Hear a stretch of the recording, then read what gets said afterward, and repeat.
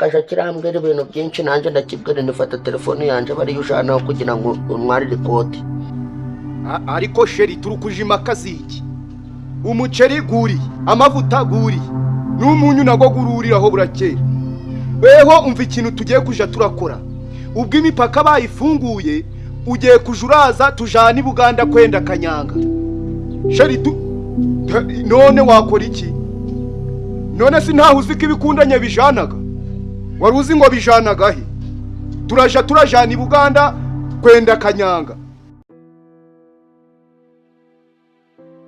Dogiteri Nzabi yagaragaje ko kumenyekana kwe yabiharaniye kuko yamaze igihe kitari gito yitoza ibintu bitandukanye ubwo yashakaga aho yamenera muri sinema nyarwanda. Niba ukoresha imbuga nkoranyambaga ndakabuza uzi Dogiteri Nzabi, cyane ko bigoye ko wanyarukiraho ngo ufunge telefone cyangwa mudasobwa wakoreshaga utabonye inzenya ze zitembagaza benshi. Dogiteri Nzabi amazina ye nyakuri yitwa Nzabimana Eric, avuka mu muryango w'abana 4 barimo 3 b'abahungu. Iyo atera urwenya akunze kugaragara yambaye amadarubindi yahengetse, ingofero, ikoti rifunguye ririmo karuvati imbere, ipantaro ye icitse ndetse n'ingweto za bodaboda. Ni umusore udakunda kuvuga menshi mu buzima busanzwe, ariko akagira uko asetsa uwo baganiriye bitewe n'ibimenyetso abakora n'amagambo agenda anagamo gake gake. Mu busanzwe yize MCB, imibare, ubutabera n'ibinyabuzima mu mashuri yisumbuye. Gusetsa si iby'ubu. Nzabi yagaragaje ko abamubaga hafi kuva kera babonaga ko azi gutera urwenya, cyane ko kuva mu buto bwe yari we wabashaga gusetsa mama we. Ni ibintu byari byoroshye kubona ko nzi gutera urwenya. Uko nitwaraga n'ibyo nakoraga byagaragazaga ko nshobora kuba umunyarwenya. Iyo twabaga turi kuganira mu rugo, mama ninjye wamusetsaga. Mu bavandimwe byari byoroshye kubasetsa ndabundi bufindo ngoze. Ni ibintu byagaragaraga ariko bitarabona umurongo muzima umuntu yabiha. Akomeza avuga ko byakomeje kugeza ubwo yajaga mu mashuri yisumbuye. Noneho bya bindi bambonagamo kera byaje gukura ngiri kwiga mu mashuri yisumbuye mu mwaka wa 2016 cyangwa mu mwaka wa 2017.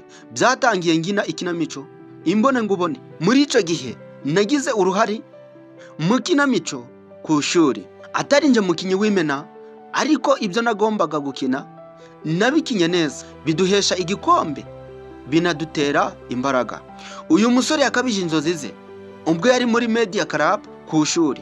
Iyi club yahuzaga abanyembano batandukanye barimo abakina ikinamico, abahanzi n'abandi, ndetse binatuma abicyamamare aho yigaga.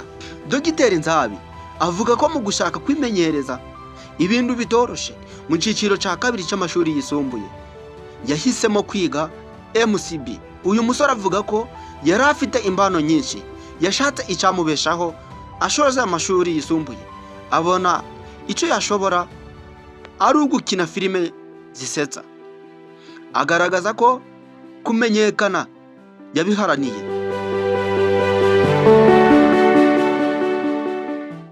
Kuko yamaze igihe yitoza ibintu bitandukanye ubwo yashakaga aho yamenera muri sinema nyarwanda.